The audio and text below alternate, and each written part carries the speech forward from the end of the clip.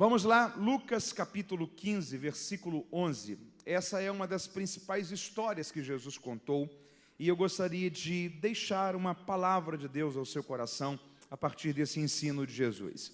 Está escrito assim: Jesus continuou dizendo: certo homem tinha 2 filhos. Quantos filhos? 2. O mais moço deles disse ao pai: Pai, dá-me a parte dos bens que me pertence. E o pai repartiu os bens entre os 2. Poucos dias depois, o filho mais moço, ajuntando tudo, partiu para uma terra longínqua e ali desperdiçou os seus bens vivendo dissolutamente. Tendo ele gastado tudo, houve naquela terra uma grande fome e ele começou a padecer necessidades. Então ele foi e se chegou a um dos cidadãos daquela terra, o qual o mandou para os seus campos a apacentar porcos. Ele desejava encher o estômago com as alfarrobas que os porcos comiam, mas ninguém lhe dava nada. Então, caindo em si, disse: quantos trabalhadores de meu pai têm abundância de pão, e eu aqui pereço de fome? Levantar-me-ei e irei ter com o meu pai, e dir-lhe-ei: Pai, pequei contra o céu e perante ti, já não sou digno de ser chamado teu filho, faze-me como um dos teus trabalhadores. Então, levantando-se, foi para seu pai, e quando ainda estava longe, viu o seu pai, e se moveu de íntima compaixão. E correndo, lançou-se-lhe ao pescoço e o beijou. O filho lhe disse: Pai, pequei contra o céu e perante ti, já não sou digno de ser chamado teu filho. Mas o pai disse aos seus servos: trazei depressa a melhor túnica e vestiu com ela. Ponde-lhe um anel na mão e sandália nos pés. Trazei o bezerro cevado e matai-o, comamos e alegremos. Porque esse meu filho estava morto e reviveu, tinha-se perdido e foi achado. E então começaram a alegrar-se. O filho mais velho estava no campo e quando voltou, chegou perto da casa, ouviu a música e as danças. E chamando um dos criados, perguntou-lhe o que era aquilo. Ele lhe disse: veio teu irmão e teu pai matou o bezerro cevado porque o recebeu são e salvo. Só que ele se indignou e não queria entrar. Então, saindo o pai, insistia com ele. Mas ele respondeu a seu pai: olha, sirvo-te há tantos anos, sem nunca transgredir o teu mandamento. E nunca me destes um cabrito para me alegrar com os meus amigos. Vindo, porém, esse teu filho, que dispersou os seus bens com meretrizes, prostitutas, tu mandaste matar para ele o bezerro cevado. Respondeu-lhe o pai: filho, tu sempre estás comigo, e todas as minhas coisas são tuas. Mas era justo alegrarmos-nos e folgarmos, porque este teu irmão estava morto e reviveu, estava perdido, mas foi achado. Se você leu comigo, diga amém.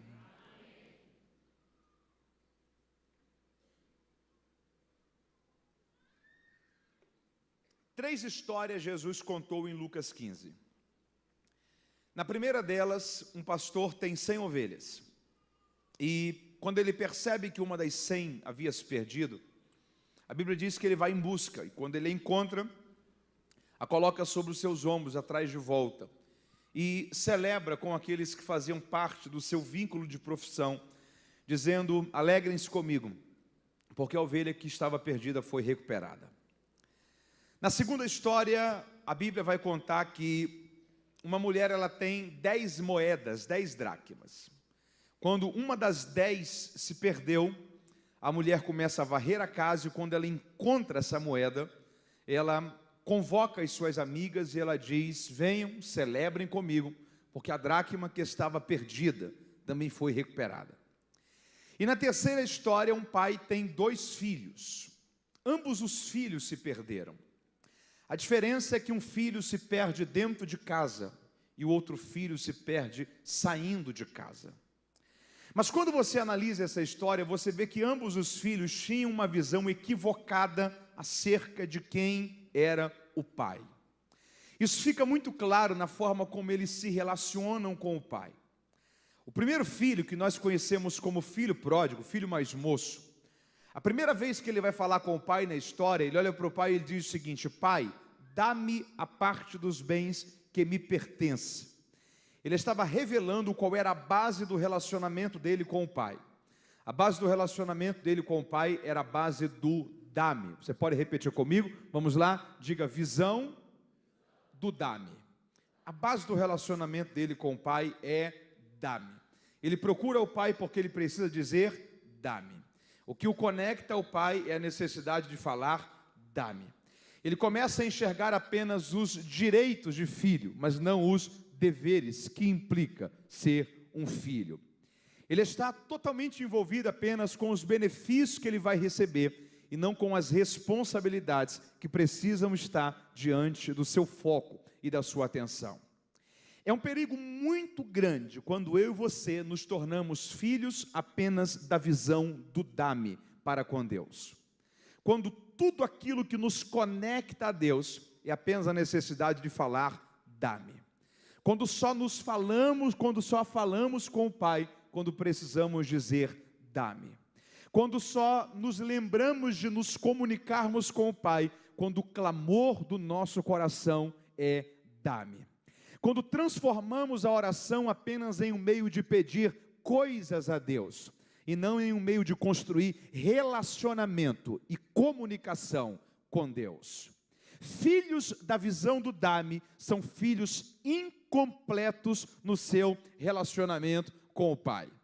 Só que o segundo filho, que é o filho do sirvo-te, ele também tem uma visão muito preocupante. Porque a única vez que ele vai falar com o pai na história, ele olha para o pai e ele diz o seguinte: pai, sirvo-te há tanto tempo, e o senhor nunca me deu nenhum cabrito. Agora vem esse teu filho, que desperdiçou os seus bens com meretrizes, jogou o nome e a honra da nossa família na lama, pegou parte do patrimônio que o senhor levou tanto tempo trabalhando para conseguir, e dissolveu isso em nada, sem propósito algum, sem nobreza alguma, e ele vem, e o senhor abraça, perdoa, reintegra, restaura, e eu sirvo-te há tanto tempo, e o senhor nunca me deu nem um cabrito sequer. A única vez que ele falou com o pai na história, foi para dizer, sirvo-te. A base do relacionamento dele com o pai, era na visão do sirvo-te. Deixa eu lhe falar uma coisa, é um perigo muito grande quando nós limitamos o nosso relacionamento com Deus, apenas na visão do dá-me, ou apenas na visão do sirvo-te. Apenas na visão do benefício, ou apenas na visão do serviço. Apenas na visão daquilo que eu posso receber de Deus, ou apenas na visão daquilo que eu estou fazendo, mas não aquilo que eu estou sendo em Deus. Filhos do dá-me são filhos de uma visão muito perigosa. Deixa eu tentar usar aqui uma ilustração para tentar trazer isso de uma forma prática para você assimilar. Quem aqui tem pelo menos um amigo, alguém que você considera faz assim, ok? Imagina que num domingo desse ele liga para você e ele fala o seguinte: eu estou precisando de 10 mil reais emprestado para pagar uma conta amanhã. Daqui uma semana eu te devolvo. Você vai lá e empresta os 10 mil reais para ele. Uma semana depois ele te devolve. Mas ele fica 2 anos sem falar com você. Quanto tempo? 2. Aí 2 anos depois ele te liga e fala: como é que você está? Como é que está a sua família? Você fala: graças a Deus, muito bem. E ele fala assim: eu estou precisando de 20 mil reais para pagar uma conta amanhã. Daqui uma semana eu te devolvo. Você vai lá e empresta os 20 mil reais para ele. E ele uma semana depois te devolve. Só que ele fica mais 2 anos sem falar com você. 2 anos depois, quando ele ligar para você de novo, qual é a primeira coisa que você vai pensar? Esse camarada aí está precisando de alguma coisa, sim ou não? Sim. Por quê? Porque ele só se comunica com você quando ele precisa algo de você. Deixa eu te falar uma coisa. Está na hora de nós repensarmos o que é que Deus sente quando alguns crentes se ajoelham. Está na hora da gente repensar qual é o sentimento, a sensação de Deus quando alguns filhos procuram Ele. Porque tem filhos que se acostumaram a procurar Deus apenas pela visão do dá-me. Tem gente que só dobra o joelho para orar quando o calo aperta para ele. Tem gente que só se lembra de falar com Deus quando está precisando de alguma coisa. Tem gente que transformou a oração em um caixa eletrônico. Tem gente que transformou a oração apenas em meio de pedir coisas a Deus e não em construir comunhão, relacionamento, intimidade com Deus. A oração não é um meio para você pedir coisas a Deus. A oração é um meio para você ser íntimo de Deus, se relacionar com Ele, falar com Ele, amar estar em Sua presença, amar estar aos seus pés. E o fruto dessa comunhão é que quando há uma súplica, uma necessidade, há uma comunicação aberta para você explicitar a Ele os seu pedido, a sua petição, a sua dor, o seu socorro. Nós não podemos ser filhos apenas da visão do dá-me. Deus quer comunhão e não apenas entrega dele para com a gente. O filho da visão do dá-me, ele é muito perigoso. A primeira vez que esse filho procurou o pai na história foi para dizer, dá-me. Só que o filho da visão do sirvo-te, ele também é muito incompleto. Porque um dia Jesus olhou para os discípulos e disse, eu não vejo vocês apenas como meus servos. Eu vejo vocês como meus amigos. É um perigo quando nós nos enxergamos apenas como servos de Deus. A comunhão vai além disso. A grande prova disso é que por 382 vezes nos evangelhos, Jesus se referiu ao Pai. Quantas vezes? 382 vezes. Apenas 2 vezes ele chamou o Pai de Deus. 380 vezes ele chamou o Pai de Pai. Talvez você diz, Mateus, é porque ele era o filho unigênito. Não, não é por causa disso apenas. Um dia os discípulos disseram, Senhor, ensina-nos a orar. E o Senhor disse, todas as vezes que vocês forem orar, orem dizendo o quê? Pai nosso. O que Jesus estava dizendo era o seguinte, veja ele como Deus, respeite ele como Deus, mas se relacione com ele como Pai. As únicas 2 vezes que Jesus chamou o Pai de Deus foi na cruz, quando ele disse Eli, Eli, lama sabachthani. Só que aquela não foi a última fala, Deus meu, por que me desamparaste? A última fala de Jesus na cruz foi, Pai, em tuas mãos eu entrego o meu espírito. Jesus estava ensinando uma coisa para a gente, você precisa enxergar o Pai que existe em Deus, você precisa acessar o Pai que existe em Deus. Ele é o teu Deus, mas também Ele é o seu Pai. Ele quer comunhão, intimidade e relacionamento dos seus filhos para com Ele. Quem pode celebrar a Ele por isso essa noite? Se você pode, após celebrar com as suas palmas, levante uma de suas mãos e diga, tu és o meu Deus, mas eu não me esqueço que também tu és o meu Pai. Você pode repetir isso comigo? Diga, eu sou filho de Deus. Você já parou para pensar nisso? Deixa eu repetir isso aqui de novo. Você é um filho, uma filha de Deus. No ambiente do poder você nunca é, você sempre está, ok? Essa é uma das leis sobre gestão.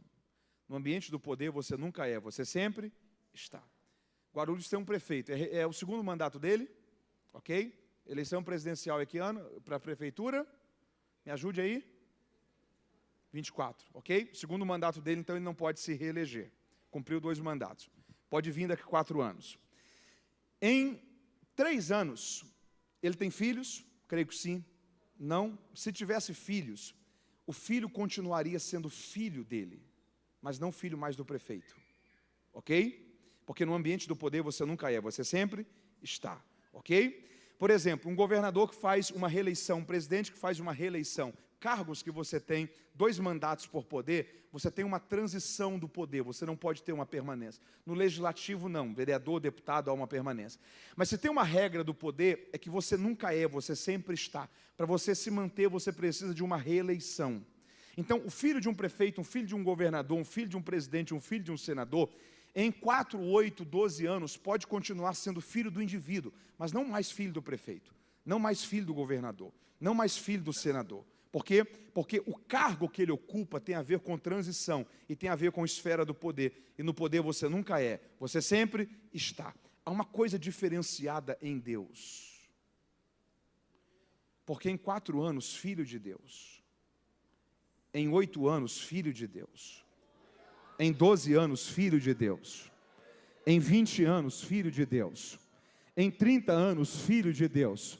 Em 40 anos, filho de Deus. O seu trono é para sempre, o seu reino não tem fim. Ele governa sobre tudo, os homens passarão, mas o seu poder permanecerá para sempre. O diabo às vezes tenta rotular você, tentando lançar culpas do seu passado, sequelas da sua vida, marcas da sua trajetória, mas há uma identidade que nada pode roubar de você. Você é filho de Deus, filho de Deus, filho de Deus, filho filho de Deus, levante uma de suas mãos aos céus e diga: eu sou filho de Deus. Quem pode celebrar a Ele por isso?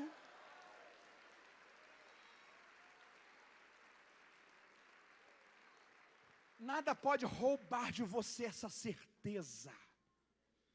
Quando as circunstâncias vierem para tentar fazer você parar, tenha convicção disso. Essas circunstâncias vão enfrentar um filho de Deus. Quando o laudo de um médico, quando um problema, quando uma enfermidade, quando uma crise, quando um desespero, quando uma depressão, quando uma palavra que foi dita, uma leitura que foi feita, de um cenário tão agradável, vier para tentar parar você, pare e se enxergue. Esse problema vai enfrentar uma filha de Deus. Esse problema não tem noção do poder que o meu Pai tem. Levante uma de suas mãos aos céus e diga isso bem forte. Diga: o problema que eu estou vivendo não tem noção de quem eu sou filho. Diga: o meu Pai é maior do que esse problema.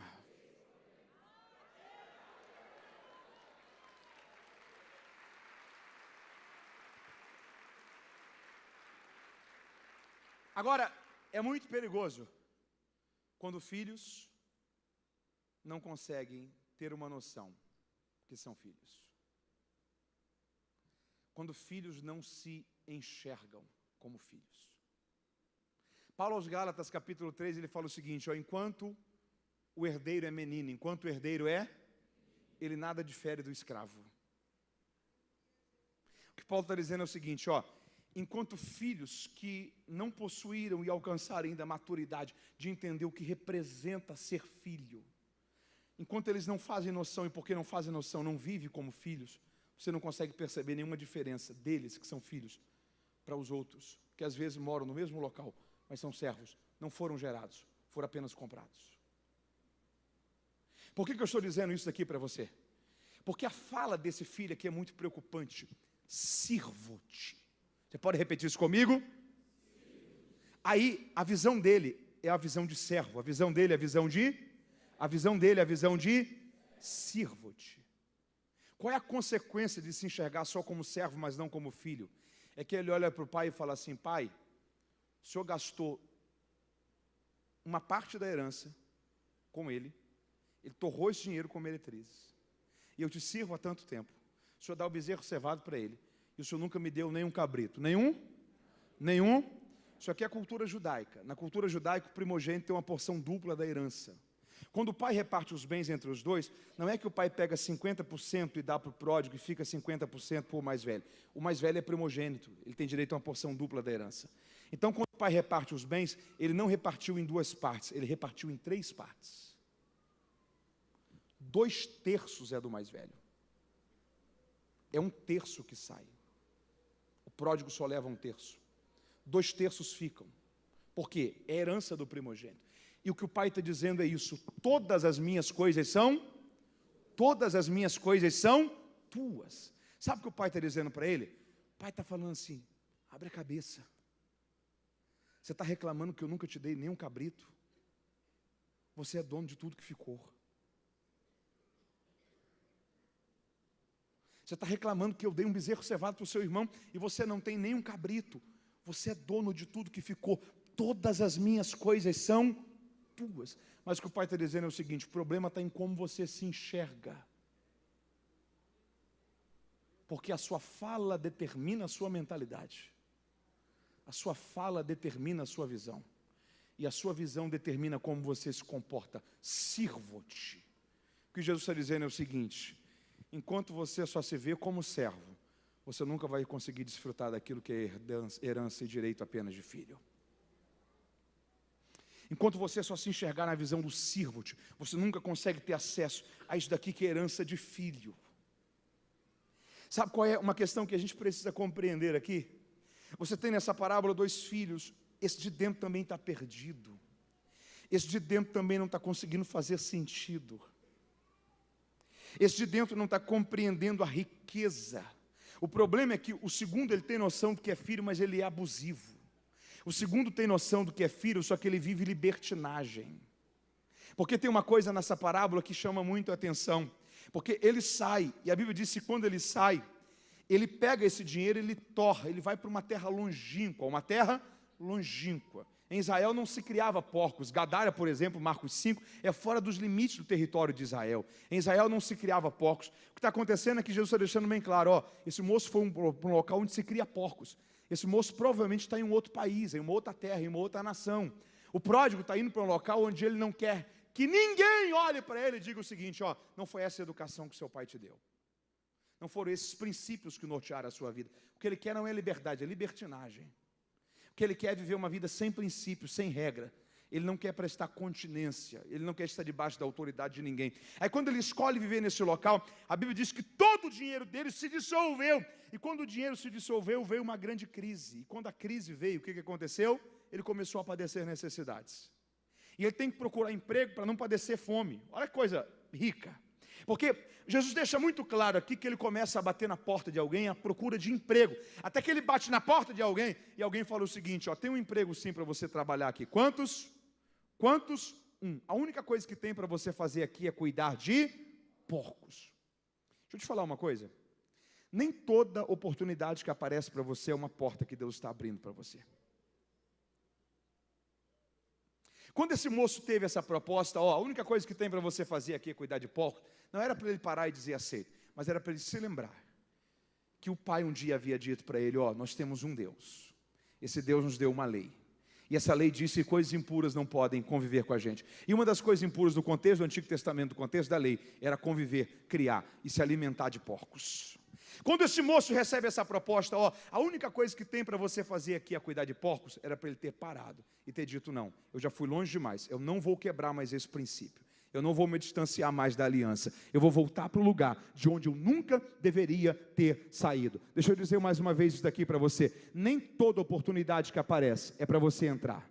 Nem toda configuração que as pessoas impõem é para você se adequar a isso, é para você se remodelar a isso. Tem ambientes que não são para você se adequar a eles, mas é para você parar e entender que eles não te cabem. Tem coisas que não são para você se adaptar àquela cultura, aquele comportamento e aquele hábito, mas é para você entender que você é filho de Deus, que nem todo lugar é lugar para você, que nem todo ambiente é ambiente para você.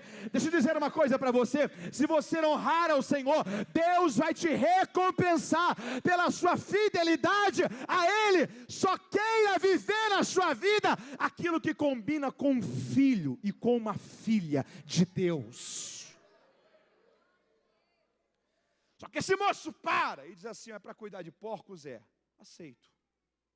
É essa configuração aqui, tudo bem, eu vou me remodelar a isso daí. Aí quando ele chega nesse ponto, ele entra na pior esfera da sua história. E Jesus usa um verbo para definir essa esfera, porque a Bíblia diz que ele desejava. Você pode repetir comigo, diga ele, desejava. Repita comigo, desejo. Uma coisa é fome, outra coisa é desejo. Ainda que no verso seguinte ele diz, quantos trabalhadores do meu pai têm abundância de pão e eu aqui pereço de fome? Ainda que fosse um trabalho escravo, qual é o mínimo que ele teria? Alimentação. Talvez não teria salário, mas o mínimo seria alimentação. Quando Jesus diz a expressão, ele desejava comer o que os porcos comiam, Jesus está dizendo o seguinte, o grande problema desse moço está aqui, no quê? Nos seus desejos. Desejo é uma coisa, fome é outra. Imagina se num domingo como esse, você vai num rodízio de carne, e você come 1 quilo de carne. E quando você já está não conseguindo comer mais nada, você chama o garçom e fala assim, por favor, me traga mais um pudim. O garçom vai e ele traz o pudim. Só que imagina que se você pede o pudim para o garçom, e o garçom olha para você e fala assim, que pena, acabou o pudim. Você sai com fome do restaurante, sim ou não? Mas completamente satisfeito? Não, porque faltou o pudim. O pudim tinha a ver com a fome? Não, o pudim tinha a ver com o desejo. A fome tem a ver com o estômago, o desejo tem a ver com a mente. O problema desse moço não é fome. O que o Jesus está dizendo é o seguinte, o problema desse moço é que ele deseja participar daquilo que somente porcos participam. Ele deseja aquilo que somente gente impura tem prazer. Ele deseja desfrutar de coisas que não combinam com a condição que ele tem de filho. As inclinações do seu coração estão mostrando quão distante ele está daquilo que ele deveria ser. Deixa eu te falar uma coisa, santificação não é só mudança de hábitos. Santificação é mudança de vontades. Santificação não é só você parar de fazer uma coisa. Santificação é você não ter mais prazer naquilo. Santificação muda só não os seus comportamentos, muda os seus desejos. É o seu coração sendo convertido e transformado pela santidade e pela pureza de Deus. Eu estou crendo na palavra de Deus sobre você. Levante uma de suas mãos. Deus vai santificar você. Deus vai limpar a sua mente, o seu coração, os seus hábitos, a sua vida. Eu estou profetizando uma palavra de Deus aqui para alguém nesta noite. Está mudando hoje uma página da história da sua vida. Você vai sentir uma limpeza de Deus naquilo que você antes tinha prazer, naquilo que os seus desejos levavam você a viver, e você sabe que era pecado contra Deus, que entristecia o coração do Espírito Santo de Deus na sua vida. Santificação não é só mudança de hábitos, é mudança de vontades. Deus vai limpar e transformar os desejos do seu coração que não estavam glorificando a Ele na sua vida. Ele vai te limpar por inteiro. Há uma nova história de Deus para a sua vida. Receba a ação dessa palavra de Deus na sua vida e no seu coração agora, em nome de Jesus.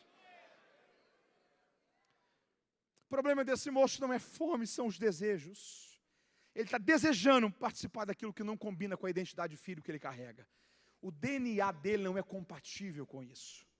Você nunca vai olhar um porco comendo lavagem e vai ter vontade de comer isso. Um urubu comendo carniça e vai ter vontade de comer isso. Isso fere a dignidade humana, as inclinações do coração. Aí quando ele chega nesse ponto aqui, é que a vida dele tem uma virada.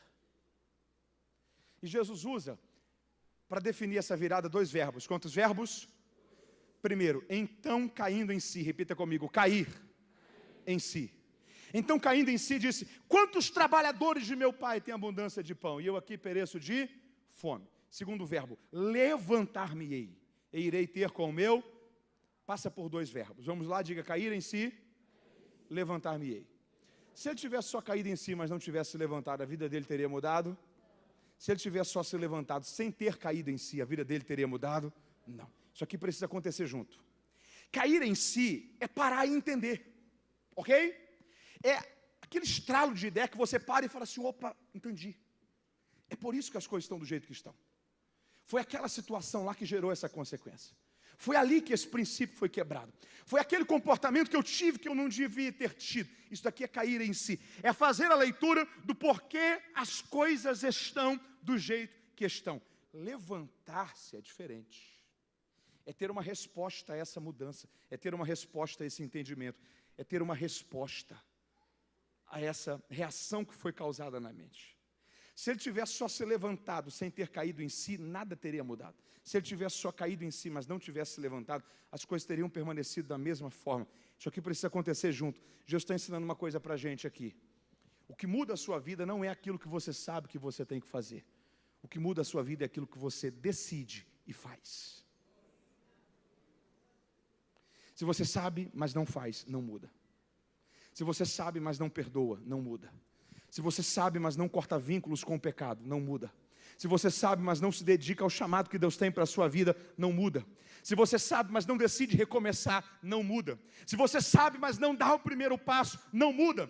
Se você sabe, mas não acredita e começa a viver, não muda. Essa não é uma noite só para você cair em si. Essa é uma noite para você se levantar e começar a viver o início dos melhores anos da sua vida. Deus tem uma história nova para você. Você pode dar um glória a Deus aí por isso?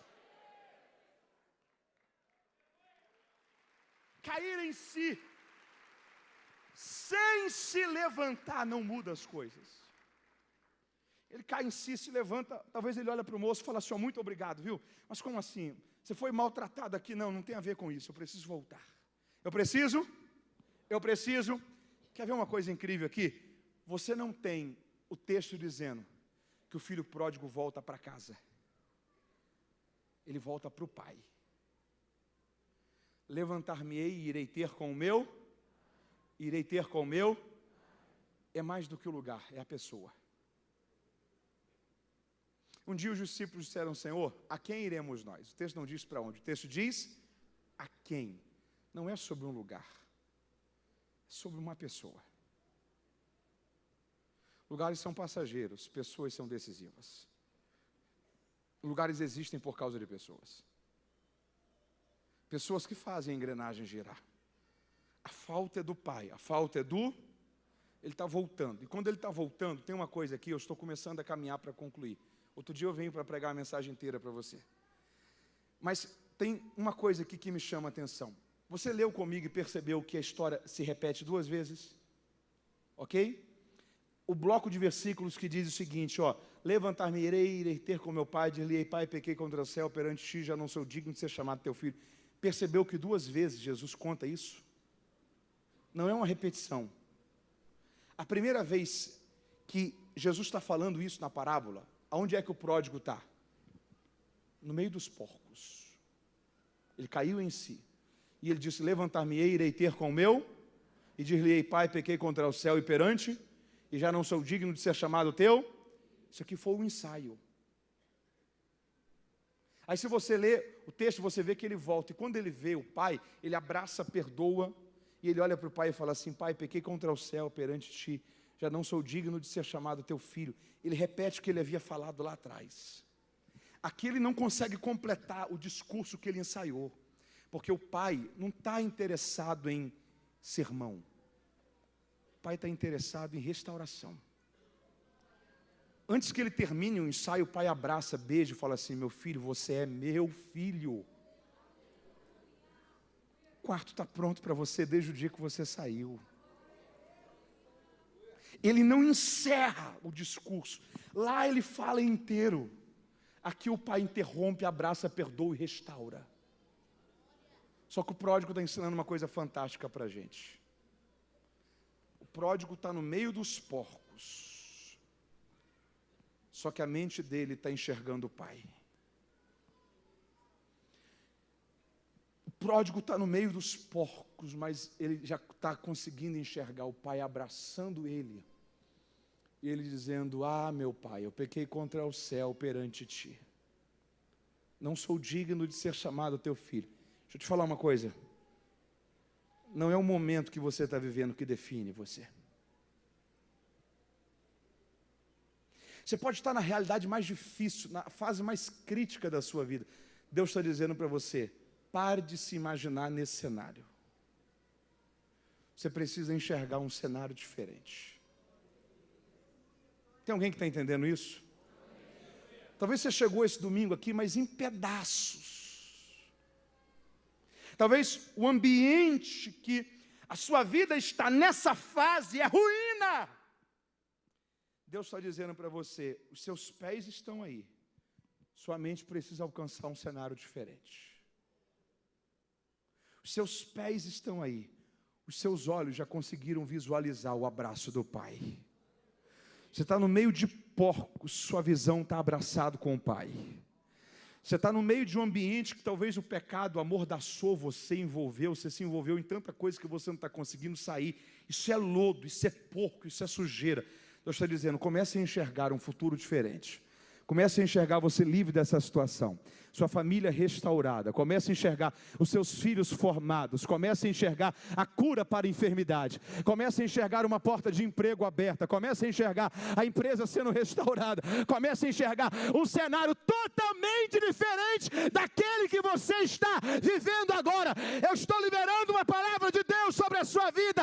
O teu momento atual não define o futuro que Deus tem para a tua história. Comece a enxergar o amanhã pronto. Comece a enxergar aquilo que Deus vai fazer independente do que está acontecendo agora. Tem uma frase que eu gosto muito, na verdade é uma história. Eu não sei se eu já contei para vocês, creio que sim, mas se já contei vale a pena repetir. Quem aqui já ouviu falar de Walt Disney? Faz assim. O Walt Disney, ele era da Califórnia. A gente conhece o Walt Disney por causa dos parques da Disney, dos desenhos da Disney e por causa do parque de Orlando. Mas o Walt Disney era da Califórnia, do outro lado da costa americana. Ele tinha 2 filhas. E essa ideia de parque começa não como um empreendimento, como uma veia empresarial, mas como lazer para as filhas, para a família. Quando ele está perto de inaugurar um dos principais parques, o Walt Disney faleceu. E no dia da inauguração, a esposa de Walt Disney está do lado do engenheiro da obra. O engenheiro está olhando para ela e está dizendo o seguinte, que pena, né? Que pena que o Walt Disney não viu isso daqui. Ela olha para ele e fala assim, viu sim. Na verdade, Ele foi o primeiro que viu isso daqui. Na verdade, você só está conseguindo enxergar isso daqui, eu só estou conseguindo enxergar isso daqui, porque foi Ele que conseguiu ver isso daqui primeiro. Porque a visão não tem a ver com o momento, a visão tem a ver com a mente. A visão não tem a ver com agora, a visão tem a ver com aquilo que eu já consegui enxergar. Levante uma de suas mãos. Eu estou certo de que essa palavra de Deus está iniciando uma fase nova para alguém. Aqui, pela internet, no culto presencial, pela transmissão. Essa gravação vai tocar a história e o destino de alguém. O futuro que Deus tem para você é diferente da realidade que você está vivendo agora. Comece a enxergar isso e caminhar para isso. Deus vai restaurar você. Há um futuro incrível de Deus para a história da sua vida. Você pode louvar a Deus por isso.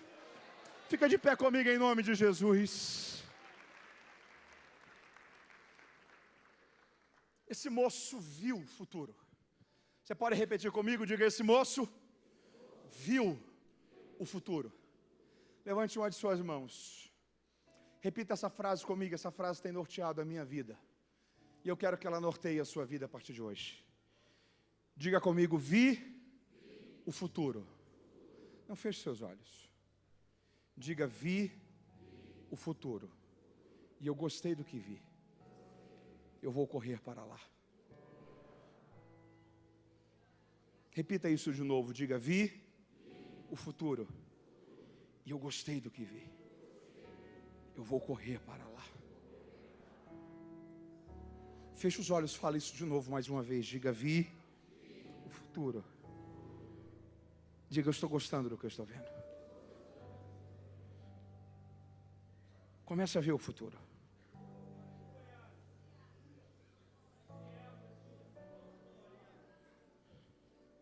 Comece a ver o Pai. Comece a ver a restauração. Mateus, parece uma utopia. Eu não consigo fazer isso. Dificilmente uma visão possível é uma visão de Deus. Visões de Deus são impossíveis. Uma visão que não é maior do que você não te desafia. Algo que não vai além daquilo que você sozinho não consegue fazer, não é algo que vai fazer você viver algo maior. O desafio tem que ser maior do que você. O abraço do Pai é maior do que eu. O projeto pronto é maior do que eu. A cidade ganha é maior do que eu. O futuro construído é maior do que eu. O legado deixado é maior do que eu. O que Deus vai fazer é maior do que você. Eu vou dizer de novo: o que Deus vai fazer é maior do que você. O que Deus vai fazer é maior do que você.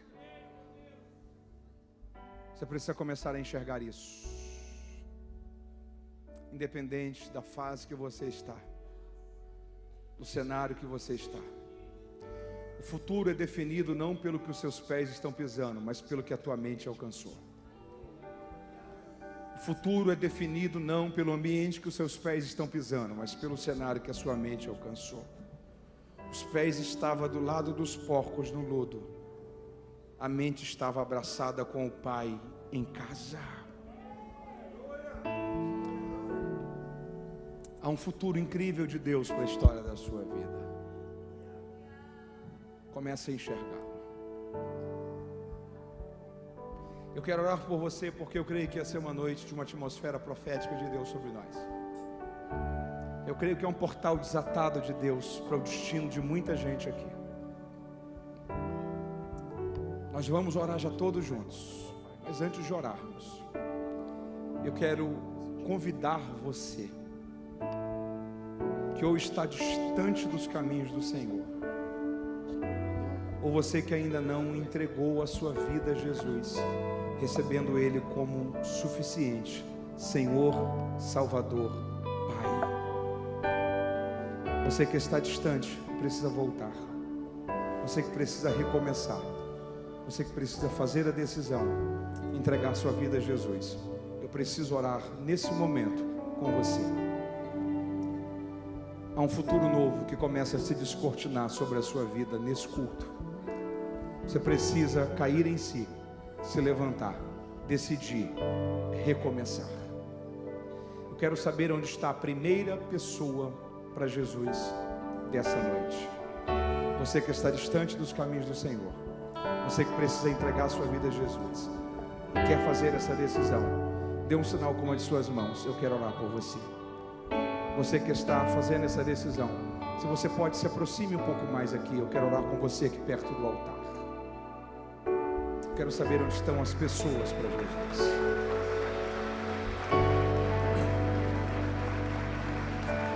São 3 pessoas, são 2 pessoas, 3 pessoas. Está chegando a 4ª pessoa.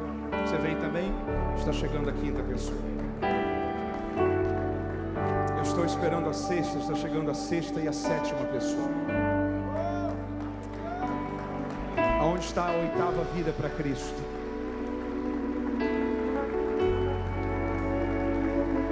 Está chegando a 8ª vida. Está chegando a 9ª vida. Está chegando a 10ª vida.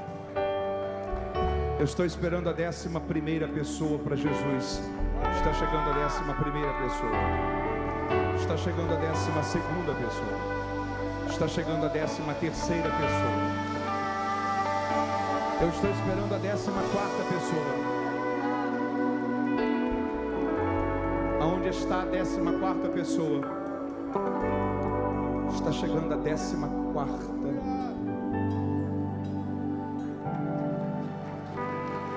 Cadê a 15ª vida para Cristo? Está vindo a 15ª pessoa.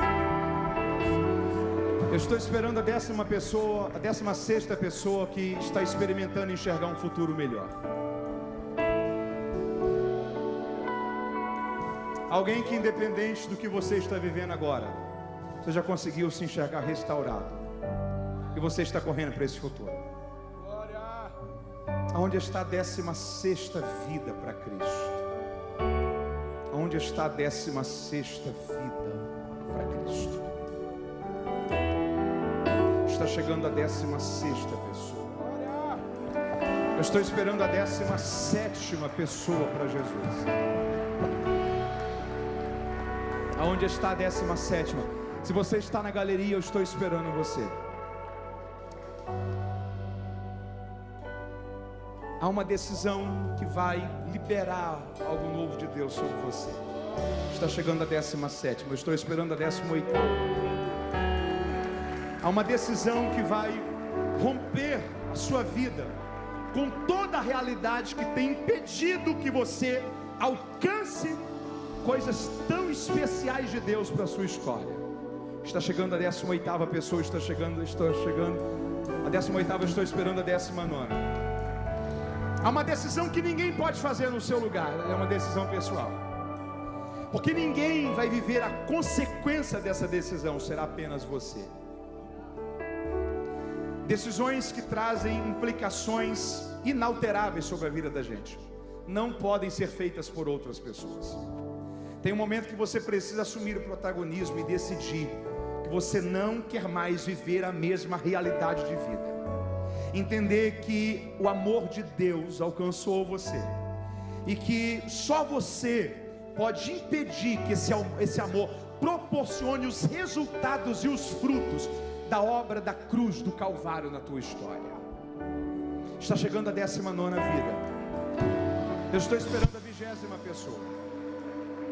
Eu quero já orar com vocês, mas eu estou esperando mais alguém. Porque nada pode roubar de você a convicção de que essa é uma decisão que você não pode mais atrasá-la. Você não pode mais procrastiná-la. Você não pode mais adiá-la. É a sua alma, é o seu futuro, é a sua família. É a realidade de como você tem vivido os seus dias. Está chegando a 21ª pessoa. Eu estou à espera ainda de mais alguém. Eu estou esperando a 22ª vida para Cristo. Eu estou esperando ainda mais alguém. Nós já iremos orar, mas eu estou esperando ainda mais uma pessoa. Cadê a 22ª vida para Jesus? Está chegando, que Deus te abençoe. A 22ª chegou. Também a 23ª pessoa. Toda igreja, levante uma de suas mãos. Toda igreja, toda igreja. Alguém do seu lado aí, coloque as mãos sobre o ombro dessa pessoa, a mão que você levantou.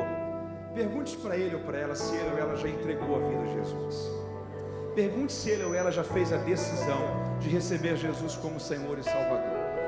Faça convite para ele ou para ela. Pergunte se ele está em comunhão com uma igreja ou se ele está distante. Se ele ou ela ainda não teve o encontro com Jesus, convide ele. Convide ele para vir receber Jesus como Salvador. Convide ele para vir entregar a vida ao Senhor. A 23ª pessoa já chegou aqui. Faça convite a ele. Faça convite a ela. Há alguém do seu lado que precisa vir a Cristo. Seja um instrumento de Deus para conduzir esta pessoa a Jesus. Eu estou esperando a 24ª pessoa. Está chegando a 24ª e está chegando a 25ª pessoa.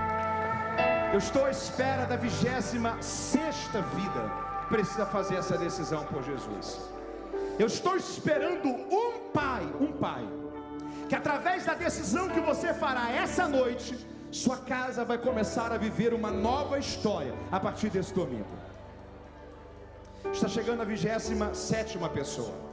Eu estou esperando uma mãe, que através da decisão que você fará essa noite, seus filhos, sua filha, não viverá os mesmos resultados, feridas, angústias, que foram frutos de uma vida longe de Deus, distante da comunhão com o Senhor. Está chegando a 28ª pessoa. Eu estou esperando a 29ª pessoa. Eu estou esperando alguém que através da sua decisão, Deus vai começar uma obra de restauração e salvação em toda a sua casa e em toda a sua família. A Bíblia diz que para isso se manifestou o Filho de Deus, para desfazer todas as obras do diabo. É chegado um tempo de libertação, de salvação, de transformação para você, para a sua casa e para a sua família. Está chegando a 28ª, 29ª. E chegou também a 30ª pessoa. Eu estou esperando um homem, uma mulher, um jovem, uma vida. Eu estou esperando alguém que encontrou alívio na cruz esta noite. Alguém que olhou para a cruz e entendeu: Ele morreu a morte que era minha e me deu a vida que era dele. Ele me deu perdão para os meus pecados e a salvação para a minha alma. Chegou a 31ª e está chegando a 32ª pessoa para Jesus. Eu estou esperando ainda mais alguém, nós já vamos orar. Eu estou esperando ainda mais alguém, mas eu estou à espera da 33ª vida para Cristo desse culto.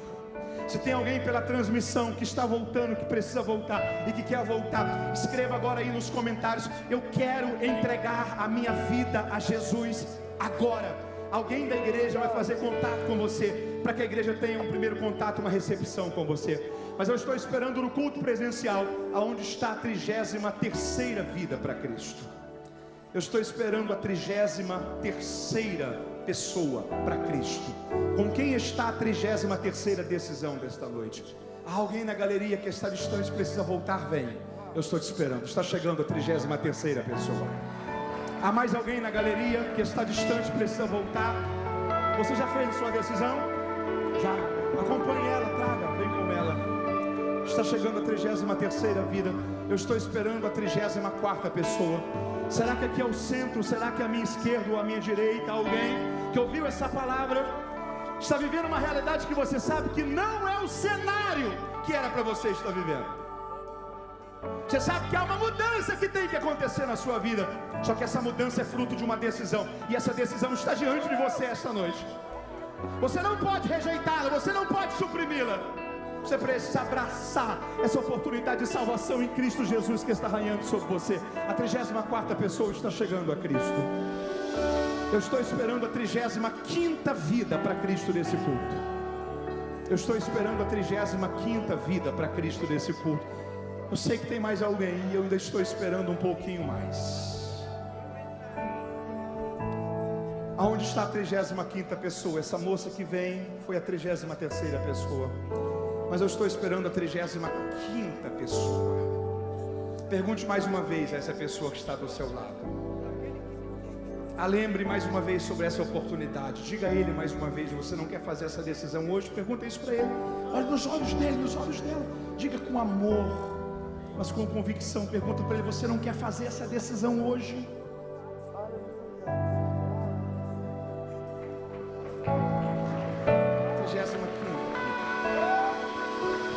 Cadê a 36ª pessoa? Cadê a 36ª pessoa? 36ª pessoa. Há mais uma vida para Cristo? Há mais alguém? Tem alguém do seu lado que precisa voltar, e Deus vai usar você para trazer essa pessoa. Há uma 36ª pessoa. Há uma 36ª pessoa. Pela live nós temos alguém? Ok.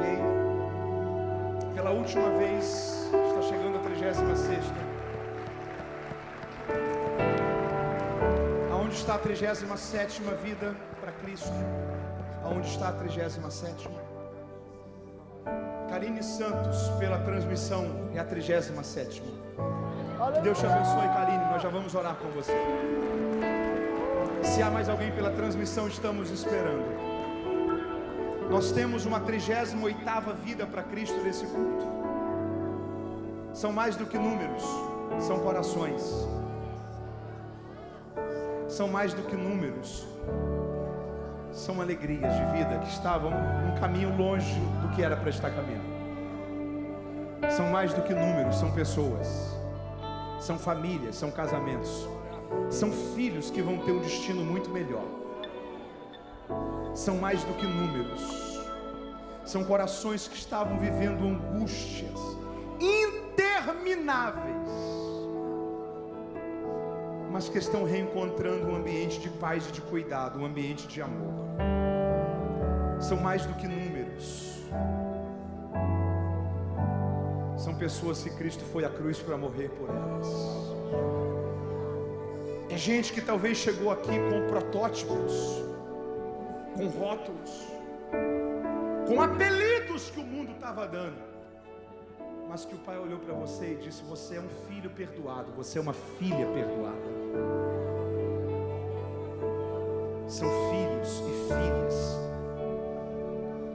que são perdoados por Deus dos seus pecados e começaram a se enxergar como filhos e voltaram para o Pai. E por causa disso, a partir de hoje terão essa casa como a sua casa. Nós temos uma 38ª pessoa para Cristo esta noite. Um 38º ou uma 38ª filha ou filho que está distante e precisa voltar.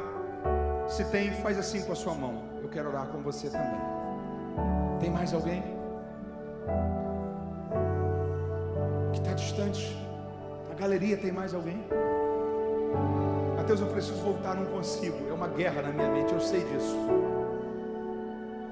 Eu sei disso. Mas você precisa soltar essa corda do problema e abraçar Jesus. Você não conseguiu resolver isso até hoje. Sem Jesus é muito mais difícil. Você precisa abraçá-lo e confiar que Ele vai cuidar disso. Cadê a 38ª pessoa para Jesus? Cadê você? Faz assim. Eu estou te esperando. Onde tem mais um homem, mais uma mulher, um jovem, uma jovem? Não é tarde. Não está tudo perdido. Há esperança sim em Cristo para a sua vida. Existe saída sim para essa realidade que você está vivendo. Mas você precisa decidir viver essa mudança. E essa é a noite da decisão. Cadê você? Aonde está a 38ª pessoa? Vem. Glória a Deus. Milka Fagundes é a 39ª pessoa. Nós já vamos orar por você. Temos 2 no presencial, 37 no presencial, 2 pela internet. Eu quero saber, cadê a 40ª pessoa para Cristo desse culto? Cadê a 40ª pessoa? Ela é a 38, a Milka foi a 39. Aonde tem mais uma vida para Cristo? Aonde tem mais uma vida para Cristo? Não tem a ver com 40, com 39, com o número inteiro, o número quebrado. Tem a ver com uma vida que será restaurada. tem a ver com alguém que vai encontrar paz. Tem a ver com um coração aflito que vai encontrar alegria em Cristo. Eu estou esperando mais uma pessoa para Jesus. Cadê você?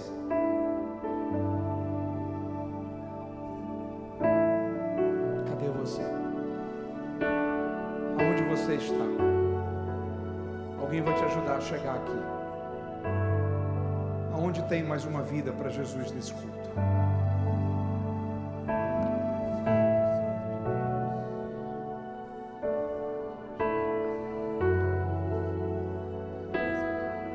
Enquanto você vem, eu ainda estou aguardando você. Enquanto você vem, eu gostaria de pedir que toda a igreja estendesse as suas mãos para cá.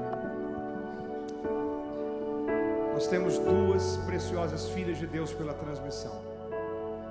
Nós temos 37 preciosos filhos de Deus aqui no culto presencial. Você que está pela transmissão, você que está aqui, coloque sua mão no seu coração. Coloque sua mão no seu coração. Eu gostaria que você repetisse uma oração comigo. A 40ª pessoa chegou pela live, Alexandre de Castro.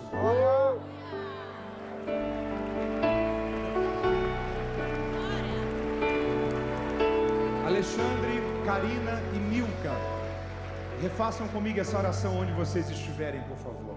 Assim como vocês que estão aqui diante do altar. Digam comigo: Jesus, eu te amo. Muito obrigado por nunca desistir de mim. Perdoe os meus pecados. Muda a minha história. Que o meu nome esteja escrito no livro da vida dos céus. Me banha com o seu sangue. Me purifica de todos os meus pecados. Cancela todo o mal contra a minha vida, contra a minha casa, contra a minha família, contra o meu futuro. Eu te recebo como meu Senhor, como meu Salvador. Te peço perdão por tudo que te entristeceu e te digo: eu te amo, Jesus. Muito obrigado por me alcançar, me resgatar e não ter desistido de mim. Senhor, nós queremos orar com essas 40 preciosas vidas. Quem está pela transmissão, o Josenildo, que é a 41ª pessoa pela transmissão. Eu oro também pelo Josenildo, eu oro por quem vai assistir o vídeo, quem vai orar junto. Eu oro por essas 41 decisões, ó Pai, que o Senhor alcance eles agora. A vida deles, o futuro deles, família, casamento, filhos, saúde. Ó Deus, que o Senhor visite agora as emoções, a mente, o coração. Ó Deus, a Tua palavra diz que para isso se manifestou o Filho de Deus, para desfazer todas as obras do diabo. Nós queremos pedir ao Senhor que o poder dessa palavra venha sobre essas pessoas, que todas as obras do diabo sejam desfeitas nessas vidas agora, em nome de Jesus. Nós abençoamos eles, nós abençoamos o futuro deles, nós abençoamos a casa, a família, abençoamos eles em Cristo Jesus, com todas as bênçãos para a glória do seu nome. E nós declaramos e profetizamos que a melhor fase da vida deles começa a partir desta noite, em tua presença. E a igreja que celebra e concorda, diga um amém e um glória a Deus por isso. Celebra o Senhor com as suas palmas. Dê um abraço dessa pessoa que voltou e diga: seja bem-vinda, família de Cristo. Diga uma palavra de alegria, de ânimo. Ajude essa pessoa, porque ela vai ser direcionada agora até o primeiro contato da igreja. A equipe de integração da igreja está aqui. Você que está perto de alguém que voltou, ajude essa pessoa a ser direcionada aqui pela minha esquerda. Aqui pela minha esquerda, para que a igreja tenha um primeiro contato com eles, em nome de Jesus. Levante uma de suas mãos aos céus e diga: Senhor, eu creio que uma palavra tem o poder de mudar um destino. Diga: eu creio que um futuro pode ser modificado por causa de uma visão nova que passou a existir. Coloque a mão sobre a sua cabeça e diga: eu rejeito tudo aquilo que até hoje tentou roubar a minha mente e o meu coração do futuro do Senhor para a minha vida. Diga: me guia, Senhor, para viver teu propósito sobre a minha história, em nome de Jesus. Amém e amém.